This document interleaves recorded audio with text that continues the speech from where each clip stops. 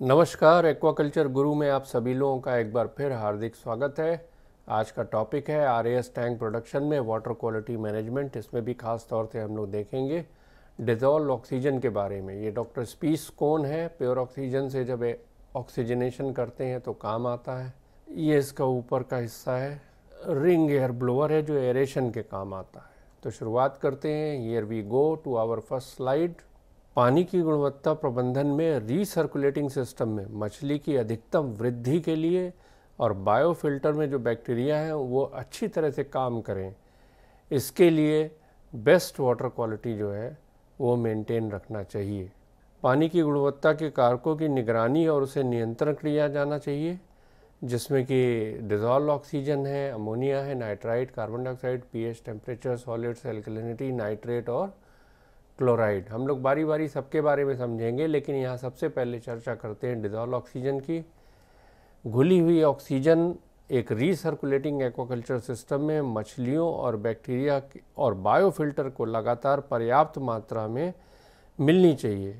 Dissolve oxygen के concentration को जो है 70% सेचुरेशन के ऊपर या 8 ppm हमेशा रखना चाहिए। इसी से आप मछली की मैक्सिमम ग्रोथ ले सकते हैं, ख़ास तौर से अगर आपका कल्चर जो है वो वार्म वाटर कल्चर है, यानी कि 28 डिग्री के आसपास अगर है तो। अधिकतम अमोनिया और नाइट्राइट को हटाने के लिए बायोफिल्टर में 4 ppm से ज़्यादा डिज़ोल्व ऑक्सीजन की कंसंट्रेशन होना बहुत ज़्यादा महत्वपूर्ण है, क्योंकि अगर किसी भी कारण से डिज़ोल्व ऑक्सीजन का स्तर गिरता है तो भी काम करता रहे बायोफिल्टर, क्योंकि 2 ppm के नीचे जैसे ही आ जाएगा वैसे जितने भी बैक्टीरिया हैं वो काम करना बंद कर देते हैं, पूरी तरह से असक्षम हो जाते हैं। डिज़ोल्व ऑक्सीजन को हम लोग एटमॉस्फेरिक ऑक्सीजन का इस्तेमाल करके या प्योर ऑक्सीजन का इस्तेमाल करके किसी भी तरीके से जो हमारा कल्चर है उसकी डिमांड्स को पूरा कर सकते हैं। और उस कल्चर में कौन सी स्पीशीज़ है और उसका इंटेंसिटी क्या है कल्चर का, इस पर डिपेंड भी बहुत कुछ करता है कि एटमॉस्फेरिक ऑक्सीजन से ही वो पूरा हो जाएगा या प्योर ऑक्सीजन लगाना पड़ेगा। इसके अलावा और भी तमाम फैक्टर्स होते हैं जो ये तय करते हैं कि पानी में कितना ऑक्सीजन रह पाएगा, जैसे कि टेम्परेचर हो गया, सैलिनिटी हो गया और प्रेशर भी हो गया। एरेशन सिस्टम में ऑक्सीजन की जो परसेंटेज है वो 21% है और 78% नाइट्रोजन होता है, और बाकी 1% में जो है बाकी सब गैसेस होती हैं। जैसे कार्बन डाइऑक्साइड है तो 0.03% है। इसको लगातार आपको चलाना पड़ेगा, क्योंकि डिमांड जो होती है ऑक्सीजन की वो कल्चर सिस्टम में, ख़ास तौर से जब हार्वेस्टिंग पास आने लगती है तो उस समय भोजन सबसे ज़्यादा खिलाया जाता है, तो उस समय जो है ऑक्सीजन की डिमांड जो है वो बहुत ज़्यादा हो जाती है।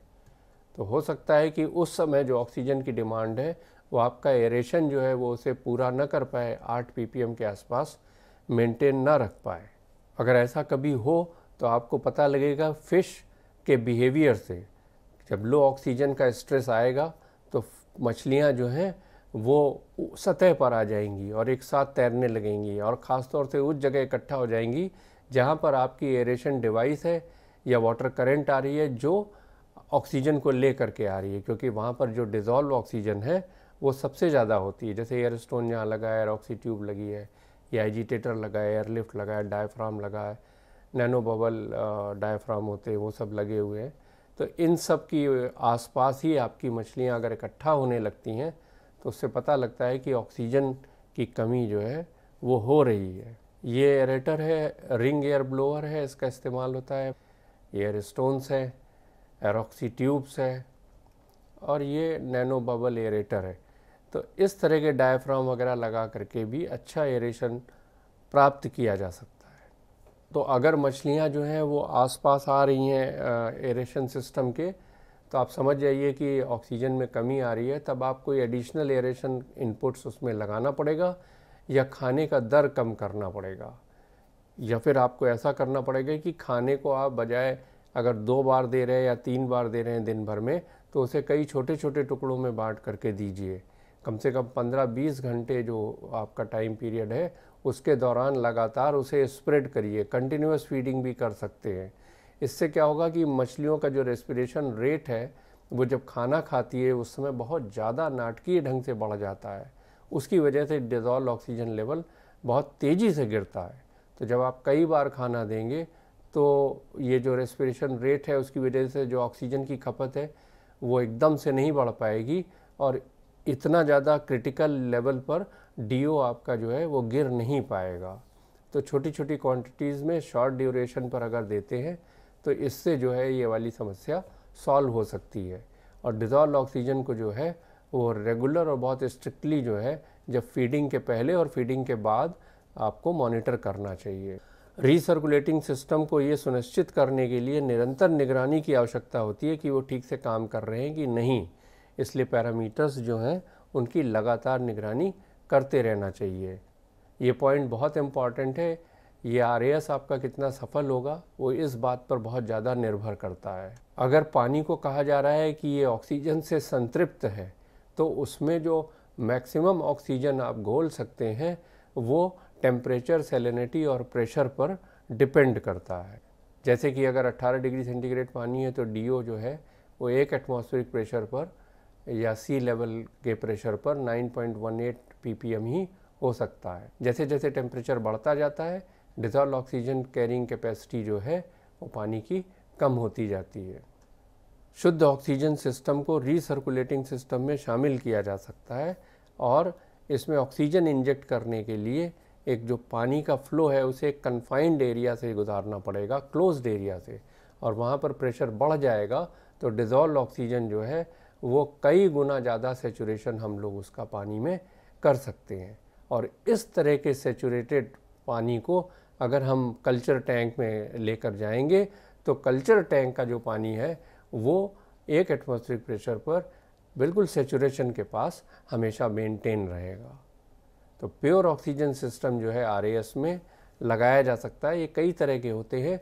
हम लोगों ने स्पीस कोन लगाया हुआ था और प्योर ऑक्सीजन हम लोग सिलेंडर लेते हैं जो 7 क्यूबिक मीटर का होता है, उसमें प्रेशराइज ऑक्सीजन भरी रहती है। तो उससे हाई लेवल का DO जो है हम लोग एशियन सी बैस के इंटेंसिव कल्चर में करते थे, जिसमें हम लोग जो पानी कल्चर टैंक में ले जाते थे तो उसमें 20 ppm के ऊपर डिज़ोल्व ऑक्सीजन होती थी। ये स्पीस कोन है हमारे यहाँ का। इसमें देखिए सिलेंडर लगा हुआ है बगल में, सबसे ऊपर आप देखेंगे कि वो सेफ्टी वाल्व लगा हुआ है, फिर प्रेशर मीटर है और फिर ऑक्सीजन के इनपुट का नोज़ल दिखेगा आपको, और इधर रोटामीटर लगा हुआ है। इस रोटामीटर से हम लोग ऑक्सीजन की क्वांटिटी को निर्धारित करते हैं कि स्पीस कोन के अंदर कितना वाल्व खोलें तो कितनी ऑक्सीजन इसमें जाए। ये सिस्टम बहुत इफ़ेक्टिव है और बहुत अच्छी तरह से काम करता है। अच्छा, जो सुपर सेचुरेटेड वाटर इसमें से निकलता है उसे टैंक के बिल्कुल नीचे की तरफ लेकर के जाना चाहिए, फ्लोर में, बिल्कुल बेस में, बॉटम में, ताकि वहाँ पर ये धीरे धीरे जो पंप से आ रहा है उसी के साथ सर्कुलेट होकर ये जल्दी से टैंक के पानी में आसानी से मिल जाए। तभी जो है वो एटमॉस्फेरिक प्रेशर पर सुपर सेचुरेटेड वाटर जो है वो आराम से घुलेगा, मिल जाएगा और टैंक के अंदर जो ऑक्सीजन के लेवल को है वो सेचुरेटेड कंडीशंस में रखेगा। लेकिन ध्यान रहे कि ये जो सुपर सेचुरेटेड पानी टैंक में जाता है इसे काफ़ी ज़्यादा तेज़ी से स्टिर न किया जाए या एजिटेट नहीं किया जाए, नहीं तो सारी जो उसमें ऑक्सीजन है वो तुरंत निकल के एटमॉस्फेयर में चली जाती है। और अगर आप इसको बहुत स्लोली मिक्स करेंगे तो भी सुपर सेचुरेटेड वाटर जो पानी होगा वो गैस बबल डिजीज़ जो है प्रोड्यूस कर सकता है। कई जोन बन जाएंगे जो सुपर सेचुरेटेड जोन होंगे जिसमें मछलियों के ब्लड के अंदर बबल डिजीज़ हो जाएगी और जिससे वो मर सकती हैं।